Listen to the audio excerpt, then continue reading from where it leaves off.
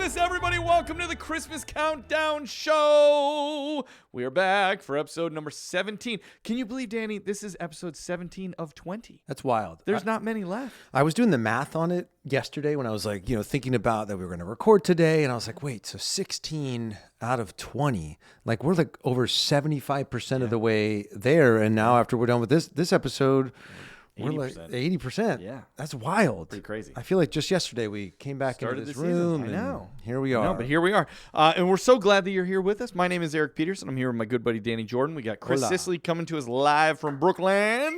No John today. No Ewing. No John Ewing. 8-10. And Emilio is still in the wind. I'm waiting for the day that Emilio just texts walks me. through the door. Well, because he gets back into town this week. And so I keep wondering, like, if he's going to, like, slide into my DMs or, like, hey, how are things going with the show? Did you guys get a chair yet? No, what'd be really funny is, John had this chair at the desk, and we say, yeah, come back. But we put a little pillow on the ground for We just Emilio? take the chair out of the room. There's nowhere to sit. There's nowhere, and we just put a piece of paper on the ground that says, Emilio goes here. So good. Sweet Emilio. Sweet Emilio. But, folks, we're so glad you're here for episode number 17. Yes. Today we are going to be talking about our top 10, well, you're going to hear 10 through 6. Yes. Carols and hymns. We've been looking forward to this list for a while. Yeah. Because we've talked so much about the pop music of Christmas, which we obviously love. Right. But we've also hinted at our deep love for hymns and carols and sort of just the old school songs. That, yes, there are many versions of these songs. But I think, at least how I did my list, was like, I'm just talking like the song itself is like, this is my favorite hymn. But not like song. a specific version of it. Yeah. I think did you do specific artists? I did. Oh, I did not do that at all. I was going by it was hard. top like songs. Yeah. Well, we're gonna have two separate lists here. But that's what's fun about that's this what's show. fun about the list. It's fun. Yeah. But yeah, we're here. You know what we need to talk to you about right off the bat. We should just jump right to it. The guest that we have coming up later. Do we want to tease that? Because this is like we have a major. This is like breaking news. Major guest. And we'll, in full transparency, we've already done the interview. That's true. And it was glorious. But it happened like 30 minutes ago. Yeah, so it's fresh for us. It's very fresh. And you guys are going to lose your minds. First of all, the person who it is Darlene Love. Darlene Love, Christmas baby, please come home. Yes. Recording legend, icon. Oh gosh. Talked to us for about 20 minutes. She was so lovely. So kind. You're going to hear it all, but we'll get to that. And a special thank you to Chris Ruggiero. Yes. Ruggiero. Kind of connected us. Connected the dots. It's so funny. He DM'd us on Instagram recently, like out of the blue. And he's like, hey guys, I'm going to make that promise come true this year and get Darlene. I was like, I don't even remember you promising this to us, but I'm glad that you did, or you think you did. And then like over the last couple of weeks, he connected us to Darlene's publicist. And it happened, which is just great. She really, somebody that's a legend or an icon like that, and she does tell us in the interview that today is her day off because she's in the busy season right now. She's performing every night, and she was like, "This is my day off." So the fact that she would give us 20 minutes of her time was really awesome, and you guys are gonna love that interview. Watching you during that interview was one of my favorite. I was very things. excited. It's weird to talk about something that people haven't heard yet. Usually this is like a bonus episode thing that we do, but I like that we're sort of like breaking the mold a little bit. I like it. And, just sort of providing commentary. But it was such a cool moment. You're going to get to hear a fun thing that we got to play for Darlene. Yes. That's a throwback to the first season of the show, which is super fun. So a lot to look forward to in this episode today. Definitely. For sure. What I was going to say, though, what I really wanted to hear about, because it's been a few days and I need info from Chris. Yeah. Chris has seen the Rockefeller tree in New York City, which, by the way, just as another reminder, if you folks are not listening to Christmas Time in the City, make sure you follow Chris's podcast. Yes. It's spectacular. Him and his wife do a great job, so make sure you check that out. But Chris, give us a little New York update about how Rockefeller Center and the whole city is looking these days. It is certainly Christmas time in the city. The tree looks fantastic. We talked earlier before we recorded that it feels like every year they're adding more lights. I'm not sure if that's the case, but it feels like there's more lights every single year. It's just incredible. The day we went yesterday, it was a little overcast, so there wasn't that many people there, but it was a Sunday, which one of the cool things they do on select Sundays is they shut down Fifth Avenue from around Rockefeller Center all the way up to 59th Street. So you can walk the street and kind of see all the decorations and all the fun shops. It's a lot of fun stuff to do. But we saw the Christmas tree. We saw the light show at Saks Fifth Avenue, which is directly opposite of the Christmas tree, which is fantastic as well.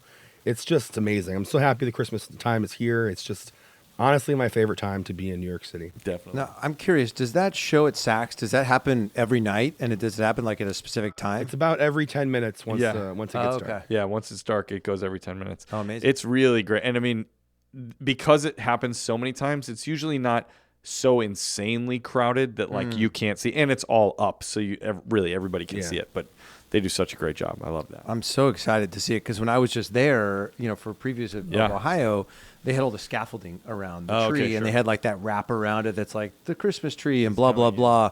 So I was like, well, it looks like it's going to be really cool, but I'm actually going back in a couple days. So I'm about to go check it out and get some videos and stuff. But it made me excited because I've seen that video where people like shoot like a video of the tree and then they whip like the 180 to show the light show going on behind them. It's all right there. So amazing. And then you got the ice skating rink is right there as well. It's so good. True. And the angels. everything you want. I love the angels in that sort of walkway between the tree and Saks. There's like these angels with these trumpets. It's so great. Yeah. I think Chris posted a photo in our private Facebook group looking down like where all those like sort of hedges are with the angels. And I was like, that image, it makes me think of when Kevin McAllister's standing there at the end of Home Alone 2 and his mom comes and finds him there. Kevin. So cool. We have some more fan mail. Danny. That's true. We should get to that. Let's get some fan mail. All right. So we have some fan mail and some brand mail that came this week as well. So we'll start with the fan mail. This comes to us from the state of Washington and our friend Alyssa, or Elisa. It's Elisa. So it might be Alyssa, might be Elisa. I'll just say both for safety. But why don't I pass the card off to you to read, and then I'll pull out the gift after you're done. It says Christmas Countdown Crew. She is sealed. We talked about this the other day, right? About licking versus tucking. Is it better, to lick or to tuck?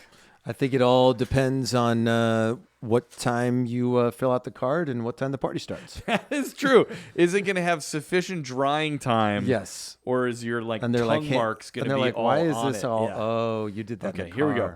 Beautiful card. What can I see? It's a Christmas tree sort of coming out of a rock or a stump on what seems to be a beach. And like if she's from driftwood? Oregon, Is that driftwood? Is that what that could be? Yeah. And then there's like a large ornament on the ground. If she's from Washington. Oregon has, or no, that's. What am I thinking here? Washington and Oregon are two separate states. They are separate, but they both have coastlines. They do. Yes, that's what I'm thinking. I was like, okay, Eric, restart your brain. Here we go. Okay, Alicia. I was looking at the bottom. I wanted to see if she maybe spelled out how to do it. Yeah. Okay, here she says, Christmas Countdown Crew, thank you for the beautiful and meaningful way you unwrap Christmas every year for us listeners. Ooh, I like unwrap that. Christmas. We unwrap that needs to be Christmas. added to our quote. That's list. pretty good. That's yeah. I stand by my review of the first season. If you want your bells jingled, listen to this. Dude, shut Alicia, up. we love the way you describe us. I was just going to say, it reminds me of You Want Your Bells Jingled. It's the same person. It's the same person. That's amazing. Only Santa himself could jingle them better. Love you guys. Alicia, a.k.a. Sea Hag in Training. Yeah. Yes. Local Ocean awesome. Shores artist. That's amazing. Artwork by Patty Vance. Oh my I love it. How cool. Patty Vance Refrigeration.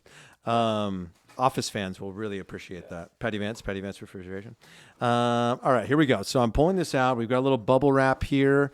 Underneath the bubble wrap, let me give you guys here's the bubble wrap. There's your ASMR for the day, and here comes your tissue paper ASMR, or your stuffing paper, as we decided in the last episode. All right, let me crack this baby open. Did Sea Hag send us ornaments last year? I feel like she did. She did, and they were like ocean-themed sort of things. I'm looking on your tree. Maybe it's the Believe in Magic one up there? All right. That one up there, yeah, maybe. Yeah. All right, here we go. Ooh, this feels like it could be breakable. It's a very nice pouch. Yep. And it's see-through, but there's more tissue paper inside. More stuffing. It feels like it could be like sand dollars, that which would makes go with me the card. really nervous because sand dollars are super fragile. Yeah. Have you ever found a sand dollar? Not unbroken. Yeah, me neither. It's I've like found on my them, but life always list broken. is to do that. Okay, here we go. I'm unwrapping. Yeah, I think it is. I think it's a sand dollar. Oh, this looks like it was handmade.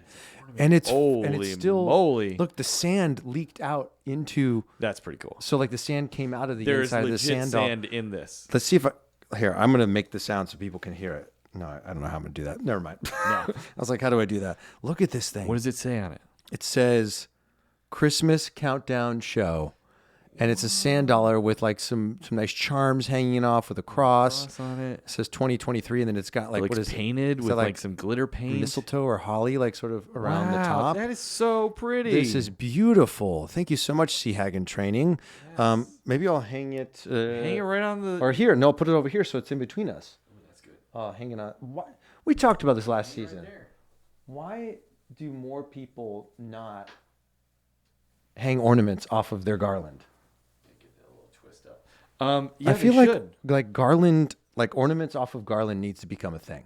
Yeah. Doesn't it feel like it should? Yeah. Oh, that looks so great. Thank you so much, Alyssa Seahagen Training, for that incredibly kind ornament. That's so and we're definitely going to use your words in our blurb to describe our show. Yeah. Jingle your bells, unwrap Christmas. Unwrap Christmas. That's amazing. So good. I love that.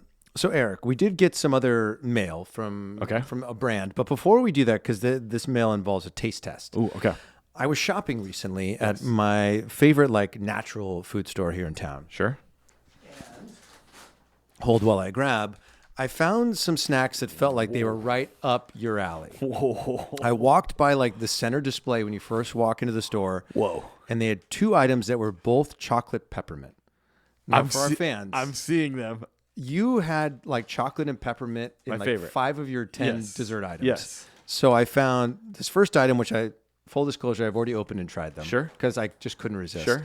They are called peppermint chocolate pieces. So I'll let you crack that open and get started with those. Okay. They are very dangerous, I will warn you, because they're the type of candy that you're like, I could eat these one at a time, or I could dump them straight into my hand. Yep. And eat 7 at the same time. Do you know what these taste like? What? These taste like the mints that you get at like a nice fancy restaurant when you're walking out back to your car. Yes. Right next to the toothpicks. But they've got a crunch to them. But they're so good. Because they almost have like an M&M shell sort of situation going on. Okay. Those these are dangerous, really right? Good. Really good. And they come from the natural food store. So I feel like they're really good for you, is what I'm telling myself. 100% healthy. That's all it is. So you gosh, approve of that? Yes, 100%. You take them home with you. Oh, that's my gift to you. Yeah, a little something to snack on during rehearsal. Or actually, now your show's open. That's true. Do it in between scenes. I'm sure chocolate in between singing is really... Yeah. You know what I used to eat during School of Rock is I love those Happy Colas. They're like the gummy colas. Whoa. Because somebody told me that the glycerin in them is good for your voice. Isn't it like wax on the outside? No, I mean, you can get ones like that, but the ones that are like the Haribo is the name of the brand, gummy colas. Happy Colas is what they call them. I'm thinking of those ones. Do you remember that from like the Ice Cream Man? Yes. You would like pop the top and you just like drink it? Yeah, no, these are like, they're more like gummy bears. Okay, I'll have to try those. All right, so this next item, I've never seen this before. It's from people have heard of this, the company of Angie's. It's Boom Chicka Pop, which is like kettle corn. Yep. Now, this kettle corn is drizzled with white chocolate and peppermint. I'm so curious. I'm so curious as well. All right, so we're going to crack this open. ASMR, here we go. Actually, this is one of those bags that says tear. Yeah, don't rip it like that. No. All right, here we go.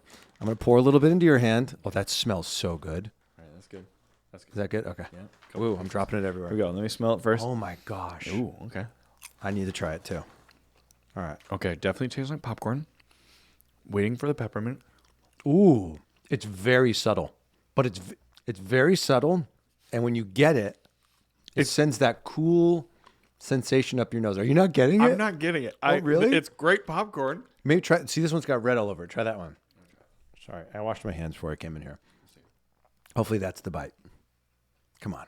Are you still not getting it? It tastes like good popcorn to me. I wonder if it's because you just came from the previous and that chocolates. was so minty. Maybe try cleansing your palate. Swish it out. Yeah. Again, people love this content on our show. And I'm going to give you a little bit more. It's look at that one. delicious popcorn. Look at that one. That's got to be pepperminty. That's covered in red flakes. Let's see. I'm going to have a little more. It's very subtle. Are you still not getting it? No, honestly, I can't taste the peppermint. Oh, my gosh. It's delicious popcorn. This is reminding me of when there was like one Christmas years ago. I love that this is a Christmas memory. So my grandpa thought that like this watch had died because he couldn't hear it ticking anymore. And so like everyone was like listening to it and they're like, no, it's definitely ticking. And he was like in the living room and goes, everyone shut up. And he put like and then he went like to a back room and like put it up to his ear. And they're like, Dad, we think you're losing your. He's like, I'm not losing my hearing. This thing's not ticking. That's sort of how I feel right now. You're not getting it? Peppermint. Because I can still. I don't even taste the chocolate. It just tastes like really good buttered popcorn to me. Really? Okay. Well, why don't we put some in a bag? You can take it home. Yes. And then maybe try it later. I want to see if Lisa can taste it. Okay. Well, I wish everyone could taste this. And it's delicious. Would it be split? Wow. I was very excited to taste the peppermint. know. Believe me, I was trying to sense it. I mean, at like a very distant, like 7 rooms away, I can like imagine very a subtle. little bit of peppermint. It's like a whisper. A whisper of peppermint. All right, well, anyway, that was good though. It is tasty, regardless. Very good. Yeah. Well, that one maybe I'll keep that one. Sure. All right. So the last item, this was sent to us by our friends at Goldfish. You know, everyone loves Goldfish, especially if you have kids. It's a snack that smiles back. Yeah. Goldfish. So in honor of the 20th anniversary of the movie Elf, and I'm showing this for everyone who's watching on YouTube, they sent us this very special gift, and it has a little message inside. And it basically is just like, you know, we're doing this thing to celebrate 20th anniversary of Elf. So this says, Happy Holidays from your friends at Goldfish. And so what they have done, and I'll show this to everyone who's watching, is they have 2 special bags, one for Eric and one for me, that look like your traditional Goldfish bag, but it's like got a really nice gloss to it. And it's a flavor. It's a limited edition flavor. Maple syrup grams. Yes. Wow. In honor of Buddy the Elf. That sounds Let's crack these delicious. babies open. So huge thank you to our friends at Goldfish for providing these for us. You guys definitely need to check them out on social media and look them up online and see if they're in your local store. And if you find them, get some and let us know what you think of these maple syrup Goldfish. And they also have elf-themed, did you smell this? Put your nose in this bag. I did. Oh, yeah, some are like little elf hats or bottles of syrup. It smells like French toast. That's delicious. It's it's like a breakfasty goldfish cracker. That is the most delicious goldfish I have ever tasted in my life. My kids are going to like those a lot. Oh my gosh. I'm going to try not to Thank you, eat Goldfish. the rest of them. Great. So yeah, shout out to Goldfish. Thank you for sending those along. If you want to send us a little something to open up here on the show, you can do that. Just send us an email, kringle@christmascountdownshow.com, or DM us. We are on Instagram at Christmas Countdown Show, also at Christmas Countdown Show on TikTok and Threads, and at XmasPod on the X. And you can watch these full episodes on YouTube at youtube.com/Countdown Network. We don't have a ton of time left to open up gifts on the show, but I think if you get them out quickly, hopefully maybe we'll do like a big gift opening for the finale episode, for the last one, something like that. We have a fun review to read. Oh, let's do that. This is a good one. Okay, this is from Eagles fan Christmas Man, which is Eagles fan Christmas Man. Greatest, Eagles fan. I think that may be of all of the names that we've read, I really like that one. Maybe the best. Yeah. Okay. And not that I'm a huge Eagles fan, but I just like. But I just like Eagles fan Christmas Man. Yeah. It's great. Yeah, I love that. Okay, here we go. The title is Top Podcast Period. Just the best. Okay, and they said, wow, excellent work, fellas. I want to start by saying thank you guys for having the guts to stand up for something you truly believe in. Wow. Anyone that is here is searching for that feeling of heartfelt joy and warmth of Christmas feelings, and you guys bring that to the table with your words, emotions, and subjects. I come from a small town in Pennsylvania where there is a lot of Christmas spirit to go around, but I always needed something a little more. So I stumbled upon this podcast while at work one day. I threw it in my AirPods and just smiled for an hour straight. My heart was happy, and the feeling of Christmas was right there over my head. I was so into it, I binged all the previous year's episodes and am still working on them. Wow. Listening to you guys talk about your family and your children hits home for me the most. Thinking of family getting together for Christmas is the best feeling that can enter someone's heart. I was blessed last year with a baby girl and my sister with a baby boy who are now going to be spoiled rotten at the Christmas holiday. When I heard Danny talk about his daughter, Riley, hopefully grasping the concept of Christmas this year, made a tear trickle down my face because I'm in that same boat. I can't wait for that moment and the moments to come with my baby girl. Keep doing what you guys are doing. Never stop bringing the Christmas spirit to your fans because you guys can be a centerpiece to people's lives around this time of year. Fantastic job. To everyone out there, don't be afraid to be a Danny and Eric. Speak your mind and get everyone involved in Christmas spirit because it is magical. I wish you all a super Merry Christmas. Enjoy the holidays. P.S. I did leave 5 golden stars on Spotify. So thank you so much, Eagles fan, Christmas man. That's a brilliant review. Gosh, thank you so that much. is That is so awesome.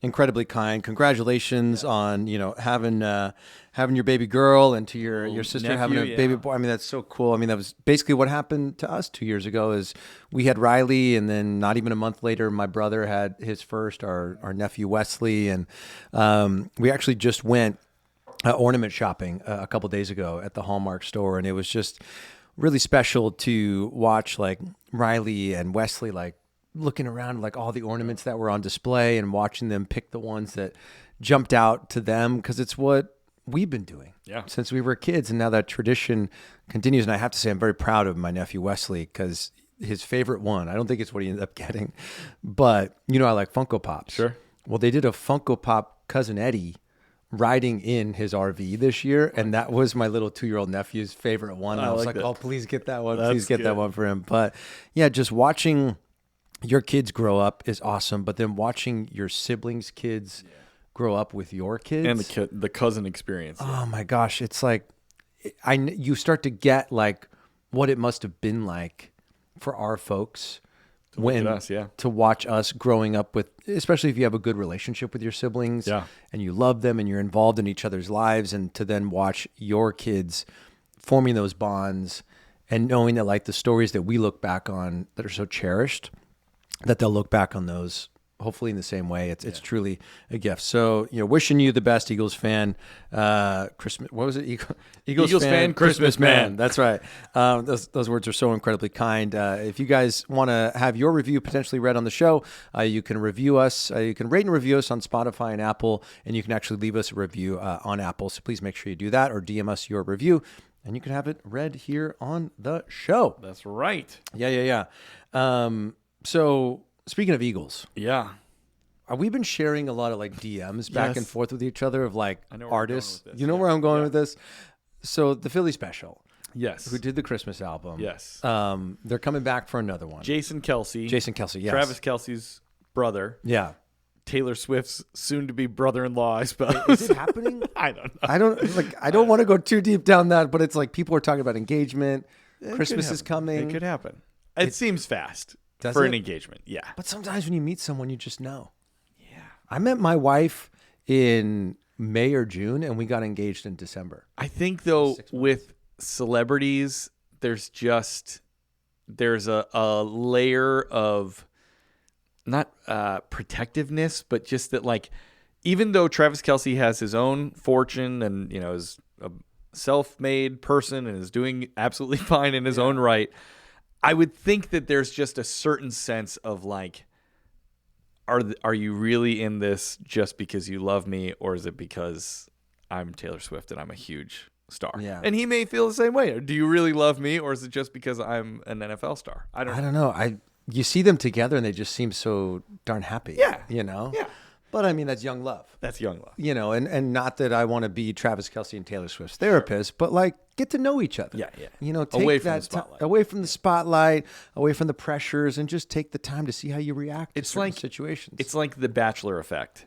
Like, sure, you can be on The Bachelor and you can fall in love with somebody because you're flying all over the world and doing zip lining and going down the river in Venice and then flying to Africa and taking a hike on an elephant. And like, sure, that's amazing and exciting. But what is a regular Wednesday night when you're 17 years into your marriage going to look like? That's true. That's what you got to figure out. And if that's the person that you want to be with on a regular Wednesday night, 17 years into your marriage, then that's who you should marry. Yeah. But not who you enjoy flying all over the world and That's a good point. You know what I mean? Yeah, fair enough. I mean, for us, it was adult kickball, and just seeing the way that like she could get out there and have fun. Like I was like, if this person can have fun doing this, then I feel like we're good. But anyway, Travis Taylor, I'm sure you're totally fine. Anyway, back to Christmas. The Philly special. So now I'm unclear. Are they making a second album this year? That's what it seems like. Because they made an album last year, right? And that seems like they're making a second album. So this is the Philadelphia Eagles. Mostly their offensive line, but everybody on the team are coming in, giving little cameos. Travis Kelce's even doing one. And they just had one of our favorite artists sing with them. Yes, Amos Lee. Amos Lee, who we love. Yeah, I'm trying to find out. Like, I feel like a Philly special. What to know about Jason Kelce's new 2023 holiday album? Okay, so it's a new one. So it's coming out, and it sort of has the look. Have you seen the art? They're playing off of the Guaraldi. Look. Okay, Philly special Christmas. It looks just like the Charlie Brown one. Charlie Brown Christmas. So they had Travis Kelce, sings on one of the tracks. Which did you see what track he was doing? Christmas Baby Please Come Home, right? No, it's the Pogues. Oh, is that what? Yes, he is. Yeah. Oh my gosh. Which, speaking of, I was going to say this for memes and things, but I'm going to drop it right now.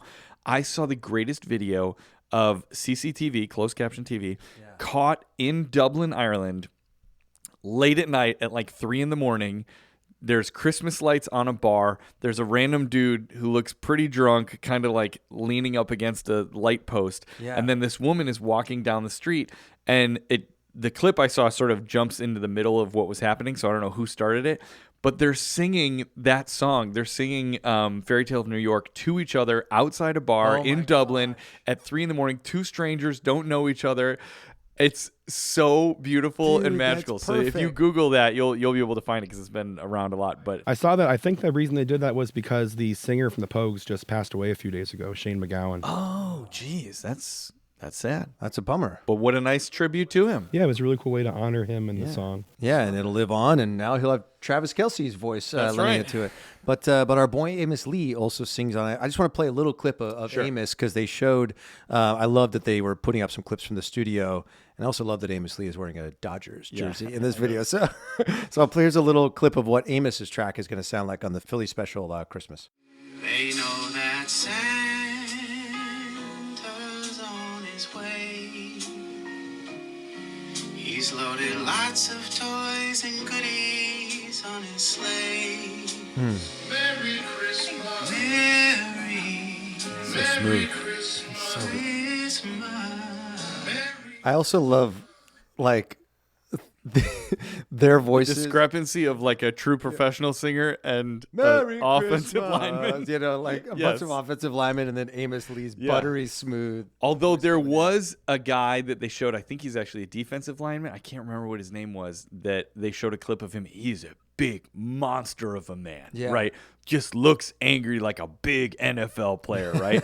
And they brought him in, and I can't remember what song he did, but he may have done like Have Yourself a Merry Little Christmas. But he's this big dude, and then he was like, have yourself a merry little Christmas. It was so smooth and heavenly, and like you're like, whoa, did not expect that voice. That whole album I think is going to be good. And I bet Eagles fan Christmas Man is going to love it. I bet he will. I wonder if Taylor's making a guest appearance. Do you think so? Maybe next year, after the engagement. That's going to be part of the prenup. Very cool. That she has to make an appearance on the Philly special. That's what she's waiting for. So speaking of things that are Christmas news, I did need to bring something up. We've chatted so much about this very merry giveaway that Hallmark Channel is doing, and I did another deep dive. I'm doing a lot of deep dives lately. Good. And I discovered something about this very merry giveaway that I have failed to mention when we have talked about this. Okay. So you know how I say, like, there's a new giveaway item every single day, which there is. And I say, so you better get on it fast because you've only got like 2 weeks left. Here's what's incredible that I just found out the other day when I went to the Hallmark Channel website is that if you sign up right now, you can actually go back to the day one item and you can enter for that item all the way up through the current item. And you can do that every single day. Wow. So if you go and sign up right now on release day, what's today? The 11th. Yeah. You have 2 weeks left until Christmas Day, which means every single day from now until Christmas, you can enter for all of the prizes that are currently open. It's not just per day. Yeah, exactly. And you can go all the way back to the beginning. It's not just something that's current. And let me tell you, like those prizes, as we talked about, so we like tease like staying at the Biltmore out in North Carolina. Well, the ship has not sailed on that. The Cher signed album, the ship has not sailed on that. Still win it. All of this amazing stuff. And of course, they have that grand prize, which is the trip to London and Paris, which will be the grand prize. And then they'll reveal all the winners. I think at the end of the year, early January, people will be getting their emails. And speaking of lists, there is a brand new Hallmark Channel Christmas movie coming out this weekend on Saturday, the 16th, called Sealed with a List. Sealed with a List. That's another great Isn't title. it great? We were just chatting with our new like BFF, Paul Campbell from Magic and Mistletoe, about the names. Yes. And this one is just another one of those that is absolutely perfect. So let's read a little bit about Sealed with a List. Basically, the way they summarize it is, this holiday season, festive Carly sets out to conquer her list of abandoned resolutions from last year. Aided by coworker Wyatt, she finds love and the confidence to chase her dreams. I love that. I love the idea of like abandoned resolutions, because we think so often about like, Not what am I unsuccessful. They've just been abandoned. abandoned? I love that language. Yeah. But also, how about the fact that like usually on New Year's we think of like, what are my new resolutions? Yeah. Well, who's to say that the resolutions that you had last year or 5 years ago aren't stuff that's still relevant to your life, and maybe you're more well equipped now to tackle those resolutions? I mean, this is that time of year that people start, making those lists, and maybe you're starting to make that list for yourself. And so I would encourage you, much like Carly's doing in this movie, is maybe look back at some of your old lists from years past and think about stuff you wanted to do that maybe now A reattack. a reattack of the abandoned list, and see how Carly attacks that abandoned list with Wyatt this weekend on Sealed with a List, which is premiering at 8/7 Central on Saturday the 16th. And if you missed that one, or if you've missed any this holiday season, make sure you check out the Hallmark movie checklist app, which is going to fill you in on all the deets, involving every single Hallmark Channel Christmas movie this holiday season. Fantastic. Danny, I think it's time to get to our guest. Oh my gosh. All right, folks, we are overjoyed. This is the biggest guest that we've ever had, and we have been wanting to talk to this amazing person for 3 years now. 3 years. I mean, really our whole lives, but our podcast has been around for 3 years. Yep. And since season 1, we've been talking about this woman as the true queen of Christmas. Yes. And we are so excited to welcome to the Christmas Countdown Show, Miss Darlene Love. Give it up, everybody. Yeah. Oh my gosh. How are you, Darlene? How you doing today? I'm doing fine. I worked last night and the night before and the night before that. So I'm really comfortable with you guys today. It's my off day. We appreciate you squeezing us in on the off day. I know how that can be. Yeah, very much so. Okay, so Darlene, how much do you love Christmas music? Because you've recorded a lot of great music in a lot of genres, but a lot of people do associate you with some great classic Christmas songs. What is your feeling on Christmas music? Do you listen to it all year long? Is it something that you try to keep just in the season? And for the reason I don't listen to it all year long, I could, but I don't. Because when you get ready to perform it, it's not like brand new for you. Yeah. Yeah. Not like it's time to do the Christmas music. I don't do that. So I do all my secular singing and carrying on during the off season. But it is very special for me because growing up, my father was a pastor of a small church, and I have 3 brothers and 1 sister, and we always did Christmas, what we call Christmas programs. Baby Jesus and Mary and Joseph, and I grew up singing all those kind of songs. Yeah. So it was always very, very special to us. I mean, a really Christian relationship I had with Christmas music. Yeah. Yeah. We love that. No, we relate to that for sure. Now, as Eric said when he, gave that incredible introduction, is we've been dreaming of chatting with you since the very beginning. And we actually, our producer Chris went back and found some audio from the first season of our show where you happened to like one of our posts on Instagram, and we were losing our minds. over this thing. We're like, oh my gosh, Darlene Love loved one of our posts. She's going to come on the show. So if you're open to it, we'd love to play you that clip right now. Can we play it for you? I love it. I love it. All right, let's play that for her, Chris. You know who we need to talk about who liked one of our posts? Oh, yes. Danny. I would like to do that. On Instagram. This was very exciting. Yep. Danny sent me a text the other day. He said, look at who just liked one of our posts on Instagram. The one and only Ms. Darlene Love. Singer of Christmas, the snow's coming down. Christmas. The Darlene Love. She liked one of our posts, which means it's pretty we amazing. may have a chance to connect with her. You could argue that Darlene Love, and because she had to tap a heart, she loved one of our posts, right? Ding, ding. Thank you so much. Job, so, Darlene, if you are listening or you know Darlene Love, we would love to have you on the show. We would love nothing more than to chat with you. We would love to talk to you. You are an icon, and it would be an honor to get to chat with you on our show. 1,000,000%. Yeah, oh my gosh, 1,000,000%. Yes. I mean, and here we are. Here we are 3 years all later. All these years later. It's like my life. When I want something bad enough, and if I think about it all the time, I dream about it, it's something that I always wanted to do, it eventually happens. Absolutely. Yeah, absolutely. 100%. And, we've been sort of like teasing, we have some of like these super fans of our show who are a part of this like private group on Facebook. And we've been like posting hints for them, like trying to get them to guess. And I think they all knew from the beginning because we've talked about you so much over the last 2 years. And we had, Chris Ruggiero, who you recorded with last year. He came as a guest on the show. And so huge shout out to Chris for helping to connect the dots and to make that happen today.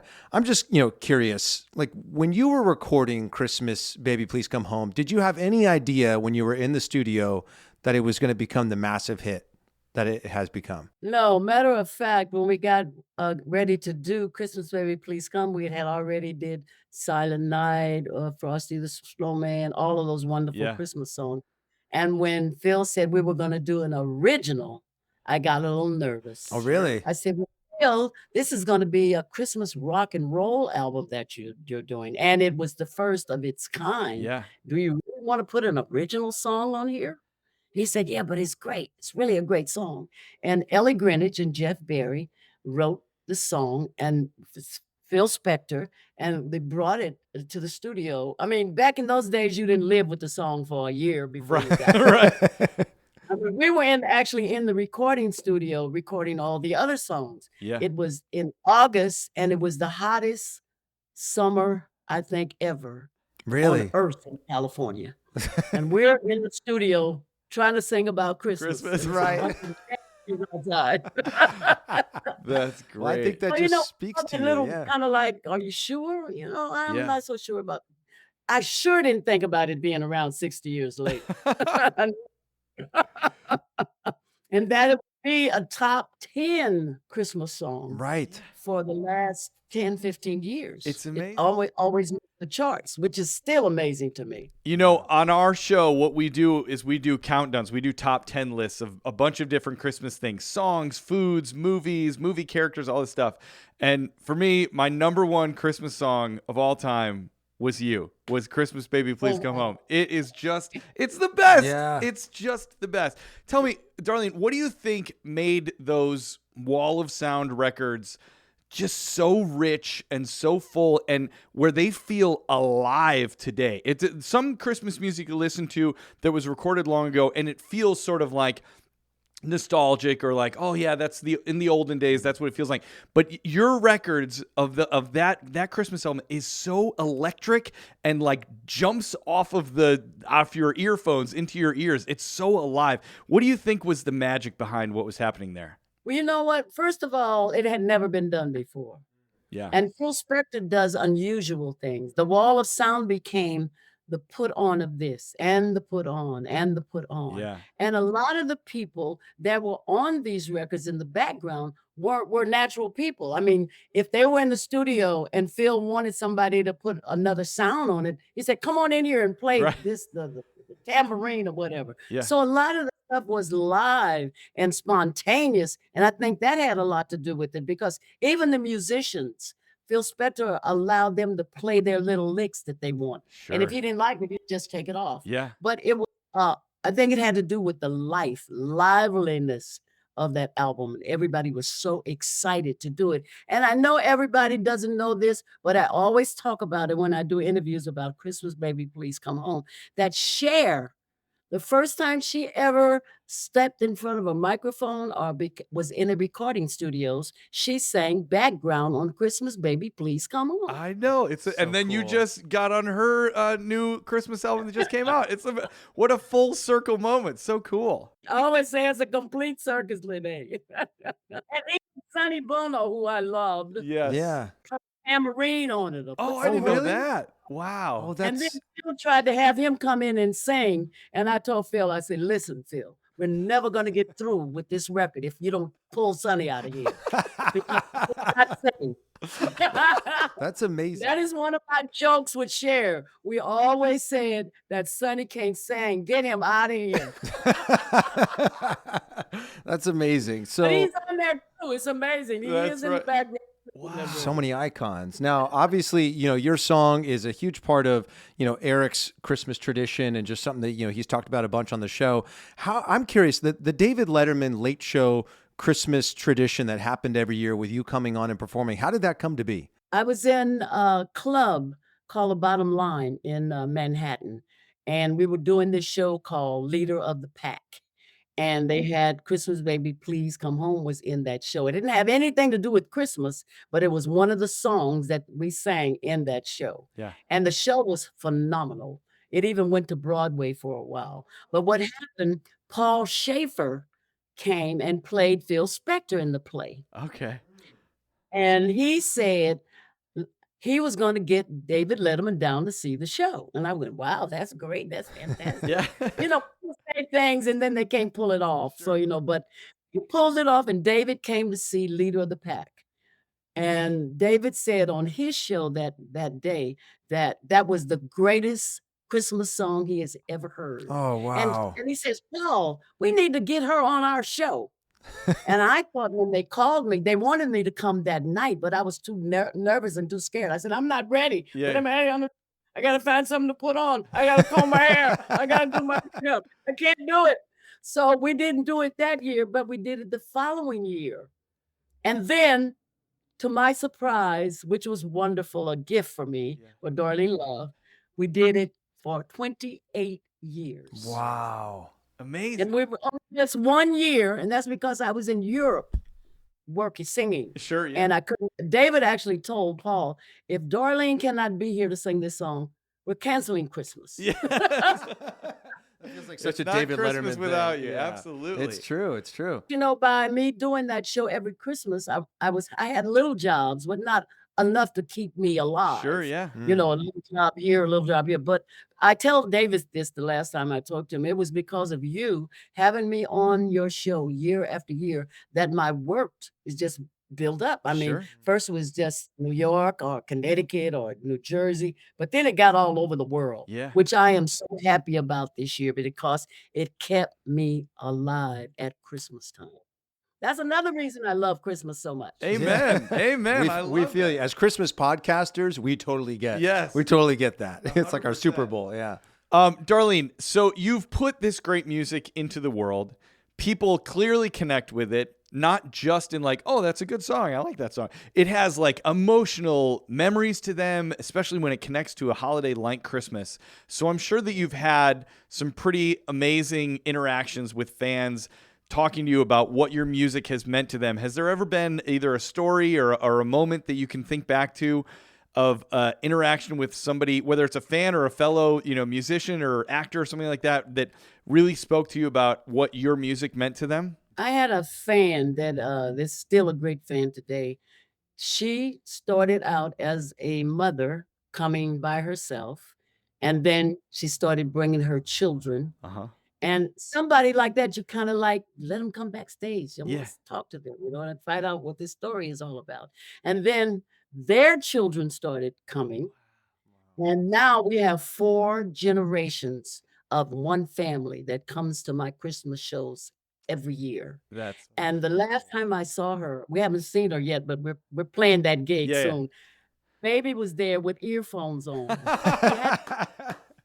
9 months old, right? and say, here's our next generation, Darlene. Here's our next We're generation. keeping them So going. Yeah. I kept that in my heart only because this music has changed their lives. Yeah. That one song, it starts, they said, playing Christmas Baby Please Come Home in October, and it goes all year long. So everybody that comes to our house hears that one song. Yeah.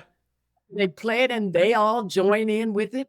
And that whole family, about 20 of them, sit and watch the David Letterman show. Sure. I mean, how can you not remember this lady? Yeah, I absolutely. mean, Right. Oh my gosh. that story, yeah, the same thing about it when things like that happen. With me anyway, it follows you all your life Yep. until, you do your regular show for 7, 8 months. And then it's Christmas time. The first person that comes to my mind is this lady and her family that I'll see again Yep. because of this one song. So I don't know how you can match that. Yeah. How can you not feel glorious and wonderful about the season and what it's not just doing to her, but it's doing that to a lot more people I'll never get a chance to meet. 100%. It's so cool that you have become like a part of their Christmas tradition, right? Now, what are some of your favorite things to do around the holiday season? What are some of Darlene's favorite holiday traditions? You know what? I listen to a lot of gospel music, but during that season, I have Silent Night by Barbara Streisand. Oh, that's a great one. Now, wait a minute. It's a whole story behind this one. Okay, we want to hear I it. saw her back in the 60s. I don't even know if it was the 60s or the 70s in Central Park doing her regular show. Whoa. Yeah. And at the end of her show, she sang Silent Night. I say, lady, if I could get close to you, I'd pop you. Well, I got it out. If I ever see her, she gonna get popped. She sung Silent Night, and it amazed me that she would even do it as a part of her regular show. Sure. Right. And that's been over 40 years ago, but I never forgot her performance of Silent Night. And I think I've heard Silent Night by everybody, even me. It does not top what she did that night. And I always remember that. And that was one thing special. That song plays in my house, not just by Barbara, but a lot of people who actually have recorded that song. Yeah. And now, you can go to that person and push the button now and you Yeah. can sing. You don't have to look for it. Just say, so-and-so, Pete, play Barbara Streisand. That's right. Boom, off you go. Truth. I love it. All right. So, Darlene, I'm an actor and a singer. And so I always love getting into the mind of a performer, especially when you have a song like Christmas Baby Please Come Home. You've sung it 100,000 times in your life, so many times, right? And as an actor, I've been in like Broadway shows that have run for like a year where you're doing the same song night after night. And I'm always interested in artists' process of when you're singing Christmas Baby Please Come Home, because you've sung it so many times, is there something that you're sort of tapping into at this point or that you're thinking about? Do you still go back to a certain part of the message? Is it something that it's so easy that now you're just trying to take in what the audience is giving you? Like, what's going through your mind at this point in your career, having sung it so many times? What goes through Darlene Love's mind as she sings Christmas Baby Please Come Home at this point? It is so amazing because right before I sing this song, I lead up to it with a conversation. And the audience know I'm getting ready to do it. And you can feel the electricity in the room because they want me to sing it. So I said, now we're going to do David Letterman's favorite Christmas song. Yeah. Oh, that's great. That's the way I introduce that song every time I sing it. Yeah. Because had it not been for the song was popular back then, Sure. but not like it became Sure. because From Letterman. David Letterman. And it's the whole idea. You should see David Letterman's face light up when he's introducing me, Christmas Baby Please Come Home. And he says, and we have her here every year. Yeah. But it's not until I hear Darlene sing this song. And I every time I feel that, there's some things that people say that resonate with you all the time, no matter where you are, what you're doing. And that I actually am excited when it's time for me to say those words. Yeah. Because I had no idea, 40 years ago that I would meet David Letterman, but be on his show and then become good friends with Paul Schaefer. Yeah. We see each other all the time. We talk on the phone. What you doing, and how do you want to do it? You got something new going on. Yeah. So and that happened long ago before my career even took off. So I have to go back to that time to make me really realize what this song is really all about. Oh my And people tell me a lot of them, it means this to me and it means that to me or whatever. But whatever it is, I'm so happy for Christmas, baby, please come home, honey. I can just slap myself. Amen. Yeah, I mean, it's part of one of my favorite Christmas movies of all time, Home Alone. I mean, when your voice is on that movie, it makes my heart sing every time. So good. Speaking of singing in your voice, I'm curious, are there any Christmas songs that you never recorded but you would love to put your voice on? Oh, yeah. There's a song by a gospel singer. Her name is Mahalia Jackson. And she sings a song that's titled, Oh, what a beautiful city. Oh, what a beautiful city. Oh, what a beautiful city. And I just love that song. And I said, one of these days I'm going to record that song. I'm probably Yes. not going to record it the way she did it because it's been over 50, 60 years ago. Right. But that would be a song I would really love to sing because Oh it's my a great gosh. song. I love It's that. about Yeah. reality as far as I'm concerned. Well, we'll look forward to it being Yes, released, and when it yes. is, we'll have to promote it here on the show. Million percent. Darlene, we're going to let you get out of here, but we just want to say thank you. Like, we wanted to talk to you to find out all these, tidbits about your life and your talent, but also we just wanted to say thank you for not just Christmas, Baby, Please Come Home, because yes, obviously that song is spectacular, but your body of work and your career is so inspiring. Your voice is truly the voice of a generation. You have such soul and truth that comes through when you sing that feels so honest and so real to people. And I just want to say thank you for filling my ears with joy and happiness for my entire life on this earth. And thank you for being you and being just awesome. Yeah, this You is so guys, cool. you're somebody I want to meet. Yes. This is amazing. Thank you, Darlene. Have a great day. Everybody give it up for Darlene Darlene Love. Love. Yeah. Christmas. Merry Christmas. Okay, Danny, major life box checked. Dude, I will hold on to this feeling forever. That was so cool. It's so crazy. When you think about, we chatted about this with Darlene. It's like the full circle moments of life. Did we ever think, sitting in our garage, we joked. We're like, wouldn't that be crazy if Darlene Love came on this show? And it just goes to show you, friends, that no dream is too big. If you just believe and you put in the work, I really believe. You just believe. Josh Groban will be next season. Yes. And I'll have him sing just that. Just that. moment. That's it. Thanks, Josh. This was That's great. all we need. It's a great interview. Thank you, Josh. And he's like, but yeah, it just goes to show you that if there's something that you want, that it can be yours in life. And it's just, I appreciate Darlene. I appreciate Chris Ruggiero for making it happen. Truly one of those special moments that is only possible because of this show. So super grateful. All right. I think we should get into the countdown. Yeah. Let's do it. Let's do it. All righty, folks. Now we are talking about our top 10 through 6 Christmas carols or hymns. Yeah. Now, Danny and I have approached this in slightly different ways, but that's okay. Was this hard for you to put this one together? No. It wasn't. No. It was hard for me. Easy. Not because of like, I don't like enough songs. There's just so many great songs that I feel like we haven't talked about. Sure. Because most of our lists of like the classics or the moderns or whatever, Jingle Bells might slip in there from time to time or Deck the Halls or whatever. But, usually we're doing more so like mainstream new songs. Yeah. And this really gets to the heart of the holiday season for so many people. Absolutely. I'm going to start at number 10 here. Okay. This is a good one. It's a good one. If I don't hear this, you're going to hear this at Christmas time, it's Carol of the Bells. I love Carol of the Bells. It is a popular Christmas carol with music from Mikola Leontievich.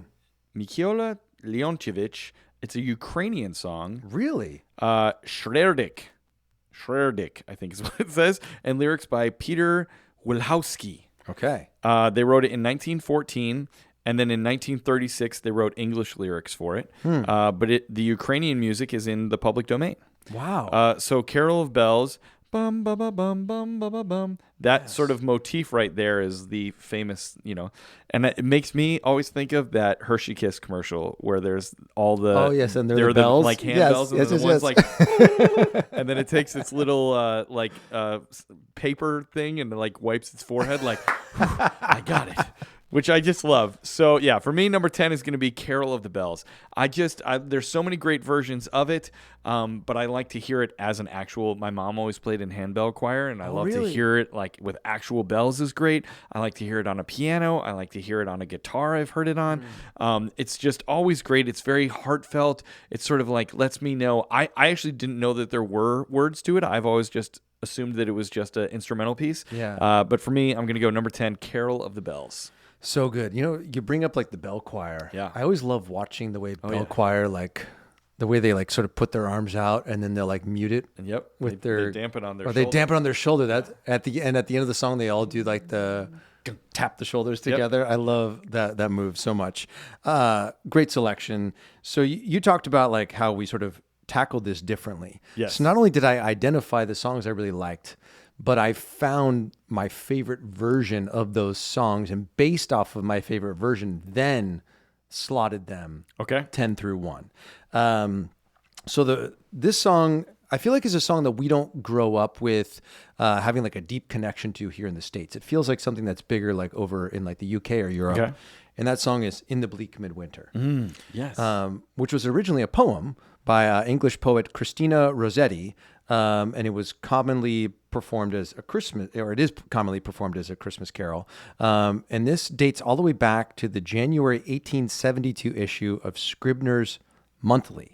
And it was first collected in book form in Goblin Market, The Prince's Progress and Other Poems. Did you say Goblin Market? I said Goblin Market, which feels very 1800s Christmas, doesn't it? Yes. But there's been so many amazing versions of this song over the years. I think I really came to appreciate this song when Jamie Cullum put his voice on it, on his amazing album, Piano Man at Christmas. And there's a really cool video that he posted recently. I don't know if you saw it on his Instagram, where somebody, I think it was at his Christmas show last year at Royal Albert Hall or somewhere, and was like, I want to sing that with you. And he like full on comes out into the audience, like steps over the seats, and somebody was shooting it on their phone and posted it. And he's like, to whoever this guy is, I hope this finds its way to you. And Jamie posted it on his own Instagram. Cool. And it's just Jamie and this guy singing In the Bleak Midwinter. So if you'll indulge me, I just want to play a little clip of Jamie's version of In the Bleak Midwinter. In the bleak midwinter, frosty winds made moan, earth stood hard as iron, water like a stone. Snow was falling, snow on snow, snow on snow on snow. In the bleak midwinter, long ago.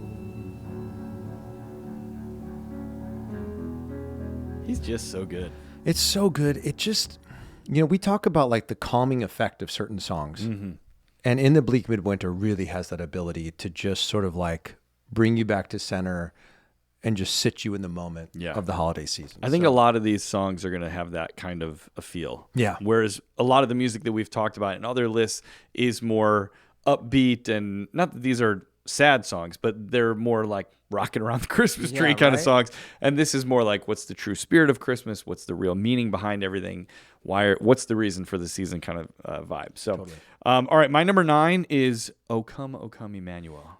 O come, Emmanuel.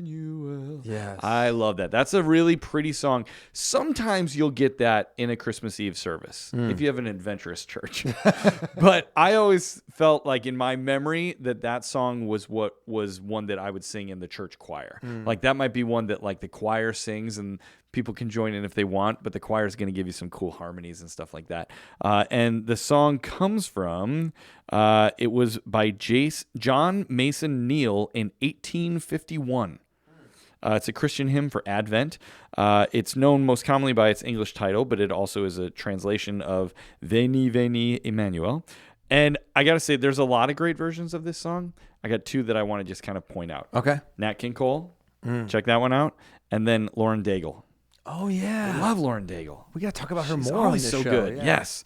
So check out those two versions of O Come, Emmanuel. That's my number 9 selection. Maybe Chris can play a little bit of Lauren Yeah, let's Daigle's do it. version here. Yeah, let's listen to it. O come, Emmanuel,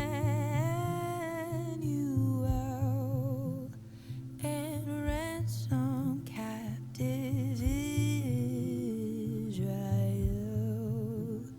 that mourns in lonely exile here until the Son of God appear.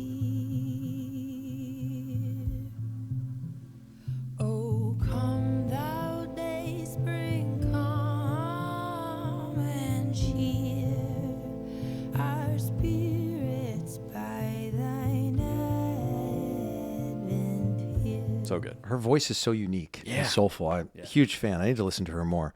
All right, so number 9 for me is going to be the song Angels We Have Heard on High, specifically sung by Andrea Bocelli. Oh, that's a good one. Andrea Bocelli, his voice is so incredible. Like, I can't find words to properly describe it. Go to like a classical, Do you know music how station. it's been described, actually, which is sort of like the famous quote about his voice? Is I think it was a celebrity that said it, but like Barbra Streisand or something said, if God had a voice, it would be Andrea Bocelli. That's like the sort of famous quote about his voice, which is like, that's pretty high praise. high praise, literally praise. But his voice, it captures feeling in a way that very few voices, if any other voice, has ever come close. I remember back in 2006, I think it was, I went on a cruise with some of my best buddies, and as we were like pushing off the dock, we had like a balcony, and we put on like one of his songs as we were like pushing away, and it was just like, it felt like So the most epic, epic moment of my life. And I was like, I will never forget this ever, though I have forgotten the name of the song. But I will never forget the feeling of what that was like in that moment. But Angels We Have Heard on High was written originally in 1862. And it's based off of some verses from the Bible, which is Luke chapter 2, verses 8 through 15.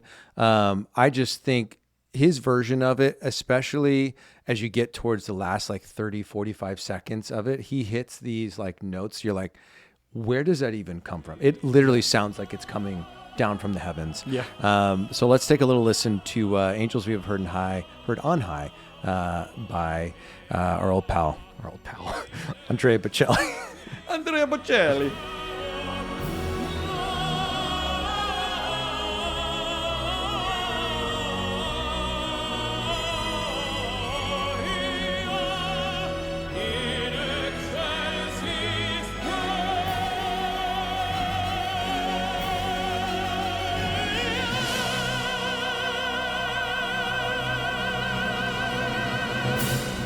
He's good.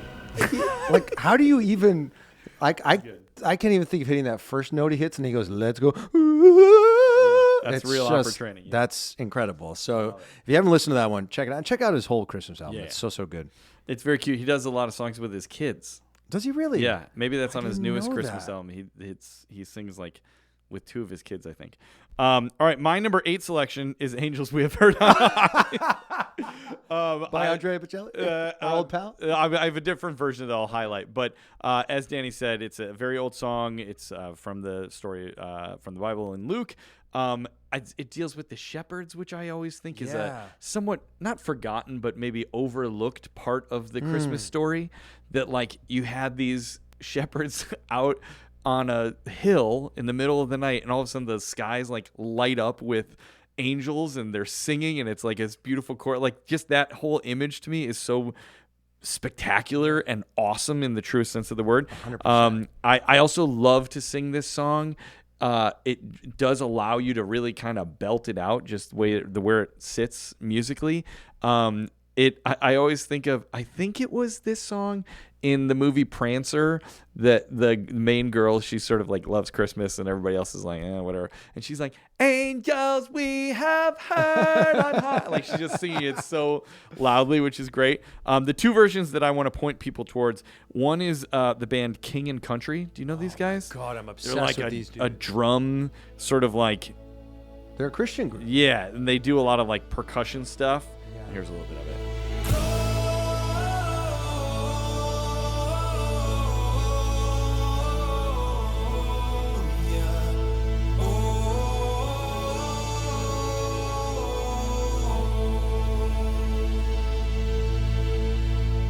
Angels we have heard on high, sweetly singing o'er the plains and the mountains in reply, echoing their joyous strains.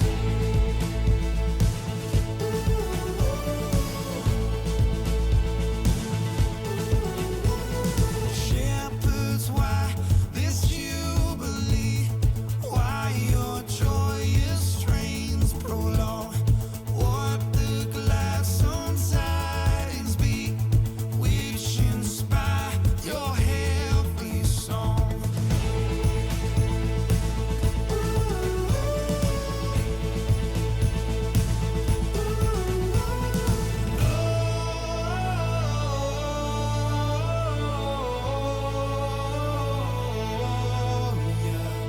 In excelsis Deo,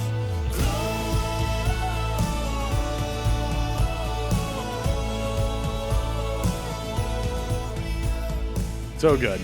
They So hit some good. amazing harmonies on that version. Yeah. It also is a song that lends itself to really easy harmonies, and it's a good one if you're at church, on Christmas Eve. Like, just do a little pre-work, and you can put out some nice little harmonies. Yeah. People go, "Oh, okay, Alright. we got some We go, singers here." The other person that I want to highlight that sings a great version is Phil Wickham. Do you know him? He's another Christian artist. Yeah. I think he actually goes to my church. Does he really? Yeah, I think so. But his version of "Angels We Have Heard on High" is also awesome. I may have a song by him later on this countdown. There you go. No so spoilies. that was but my number 8. so good. Love that. All right, so number 8 for me, I had to get some boy band love in here. Had to happen. Sure. The song, one of my favorite Christmas songs of all time, The First Noel, sung by our boys, In Sync. It is a cheesy pop version, but I love it so much. When I think of like my childhood and my late teens and like what I was doing at that time, like these were the versions of these songs that I was listening to more often than not. I was like 98 Degrees and In Sync and all these different versions. And I think they do a great rendition of it. Fun fact, the first boy band I was ever in, yes, that's right, first boy band, which means I was in them more than one, yes, was a group called Forefront. And back in, I think it was 2000, we got invited to sing at the NBC Employees Family Christmas Party, like on the sound stages at the old NBC studios in Burbank. And we sang like on, I don't know, it was like Bold and the Beautiful or whatever, like General Hospital, whatever their show was. They had like their city set there. Sure. And they set us up on the steps, like a New York street sort of vibe. And we stood there, and one of the songs we sang was The First Noel. And I will tell you, we had like the actual version sort of playing behind us, and we were just sort of like sang over the top with, I had like my boombox set up on the floor with like the speakers up on the little like railings there, and we sang First Noel. So let's take a little listen to The First Noel by In Sync.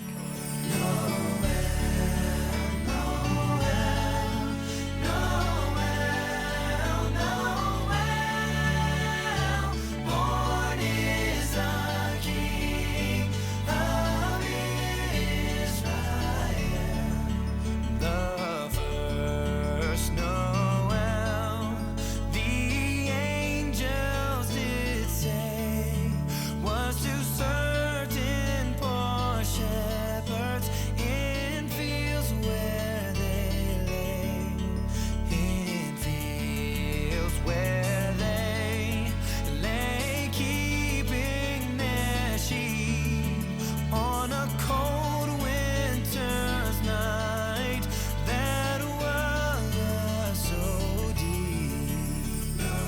mean, JC's hitting the high notes on it. He can do it. Yeah, he was cranking it, but it's one of my favorites. No matter who's singing it, I love it. But I had to give a little boy band love, so that's my number I like 7. that. I like that. You may hear that song or number 8 later in my countdown as well. Okay. All right, my number 7. The song is "O Come All Ye Faithful."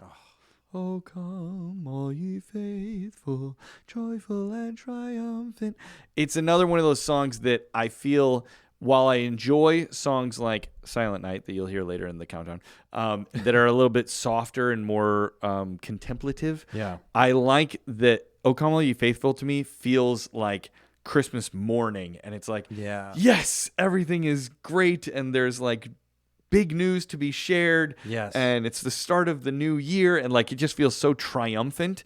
And so you can hear it in lots of different ways. I like it like that. If you ever hear, is it Voctive? What are they called? Yeah, Voctive. The acapella group. They're the Yeah, out acapella of, group. I think they're Florida, in Orlando. right? Yeah, Yeah. because they do a lot of Disney stuff. They have a really good version of it. But I want to highlight Johnny Swim, who I've talked about before. It's a husband and wife duo. They're so good. Let me just play you a little bit of their version of "O Come All Ye Faithful." Oh, come, all ye faithful, joyful and triumphant. Oh, come ye, to Bethlehem. Come and behold him, born the King of angels. Oh, come, let us adore him.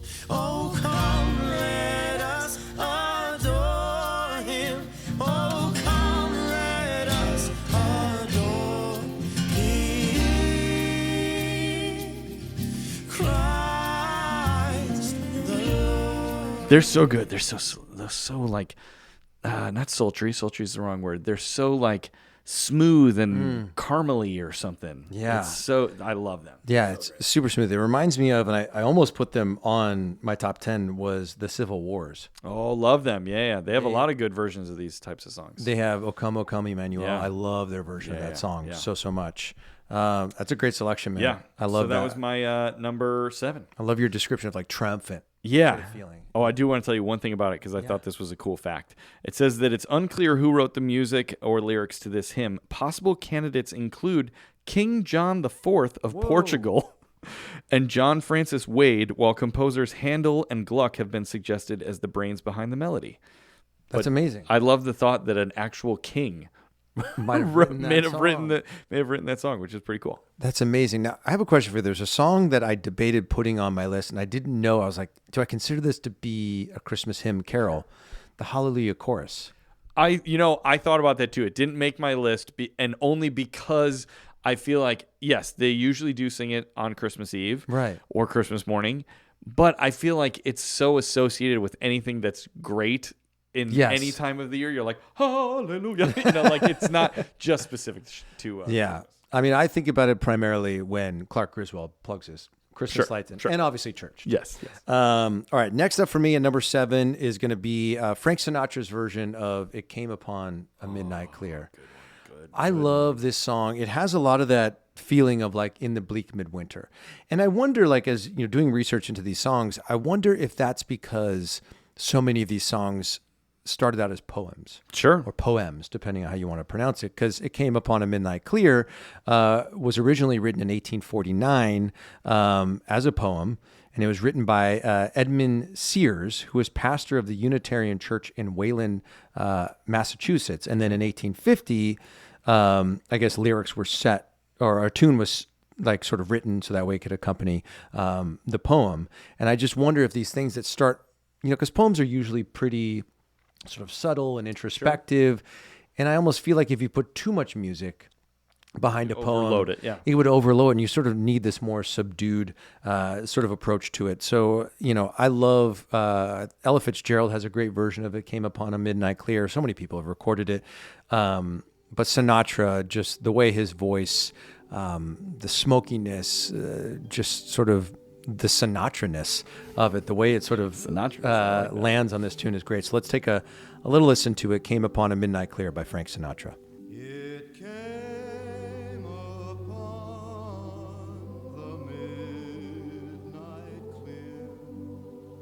that glorious song of old, from angels bending near the earth to touch their harps of gold. Peace on the earth, goodwill to men. The best. Yeah. I mean, It's so darn good. You know, I feel like in those songs, Sinatra really gets the chance to like you were saying, there's not a ton of music, excuse me, or orchestrations behind him. Right. So he really gets to be like, I am the only thing you're listening to right now. Yeah. You know? and the song swells a bit as it goes, but it's sort of thinking about it in the moment. It came upon a midnight clear. Feels like a very similar story to Angels We Have Heard on High. Yes. Right? Like it's everyone's sort of describing from a different perspective one of the most pivotal moments, in history, and writing it, as a poem or writing it as a song. So I think it's beautiful, and Frank's voice on it is perfection. So that's my number 7. I love it. All right, my last one of the countdown today. Yes. This was one that when I made my list, I was kind of just going off like the top of my head. Like, I know I love this. And then I wanted to do a little research, make sure I didn't miss anything. And this is one that I didn't think of, but then I was like, oh God, I love this song. Coventry Carol. Do you know this? I don't know if I Let know me it. play it for you. Let's listen to Pentatonic's version. Okay. Thou little tiny child, bye bye, lule, lule, thou little tiny child, bye bye, lule,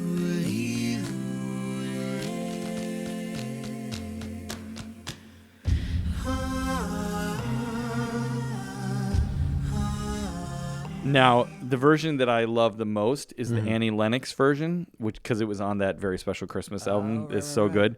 So check that out. Now, the song itself is kind of sad. It's like it's written about the Massacre of the Innocents, which was when King Herod essentially said any baby under the age of 2 was to be killed because he was trying to wipe out Jesus, right? Right. So it's the idea of the song is that it's a lullaby sung by the mothers who've lost children. Oh my So like it's really sad, but also it makes sense because it is such a like sort of haunting song. Yeah. They say in regards to, sorry, let me pull it up here. It came about in the 16th century, and it was originally performed in England as a part of a mystery play called The Pageant of Shearmen and Tailors. Okay. And it's talking about the Massacre of the Innocents. And it's sung by the mothers of the doomed children. But it's so haunting and beautiful. And it just like, it reminds me of that feeling of like, I don't know, 2 a.m. on Christmas Eve. So essentially Christmas morning, but it's not quite Christmas morning yet. Yeah. That sort of just like dark, quiet time. Not with what it's talking about, but just the sense of the music is what it brings me to. Like that real quiet time. Darkness and just Christmas. like devoid of activity. Yes, before the joyful, exuberant, triumphant. It feels like you could like imagine like chamber singers like Yes. walking through the streets like with a lantern Yes. singing it sort of Or like in Home Alone when he like wanders into the church and it's not that song, but like that vibe that you would wander into a church at like 1 a.m. and there's like a choir practicing and they'd be singing this. and it would be echoing from Yeah. the walls. Oh, it's beautiful. So Coventry Carol is my number 6. Oh, that's beautiful. I'm glad you included that. The more we get into this list, the more I'm like, gosh, I wish we had like 20 or 25 slots because there's a lot that just aren't going to make it. Fortunately, we have the bonus episode coming later this week, which if you guys are not subscribed to the bonus episodes, you can become a paid subscriber on Apple and Spotify. That'll get you not only this bonus episode, but I think there's got to be like 20 bonus episodes waiting for you at this point in time. Or you can join our Patreon, which will get you access to bonus episodes and a private community on Facebook, which is some of the kindest, most welcoming people that you will become friends with. These will become friends of yours. So you can click the link in the episode notes to get to that, or go to patreon.com/Christmas Countdown Show, and you can join up. There. Anyway, wrapping up this episode at number 6 for me. This is so hard because I have ones that are in my 11 through 15 that I feel like I could slide up, but I'm just going to leave it as is. Okay. It's the song, "Oh Come, Let Us Adore Him." And there are so many amazing versions of the song. Obviously, Pentatonics does an amazing version of this song.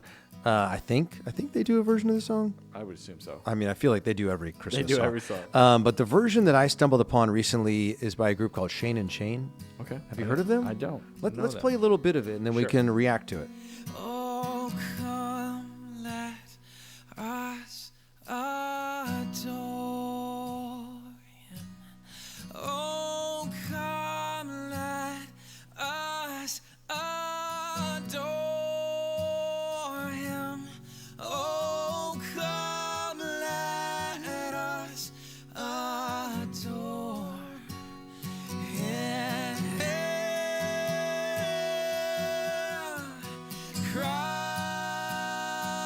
Christ the Lord.